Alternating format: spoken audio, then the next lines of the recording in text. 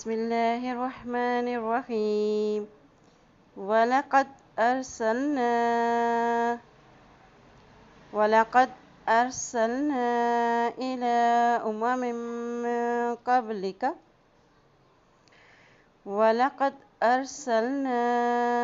إلى أمم من قبلك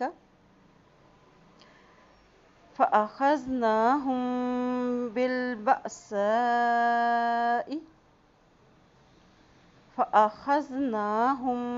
بالبأساء ولقد أرسلنا إلى أمم من قبلك فأخذناهم بالبأساء والضراء لعلهم يتضرعون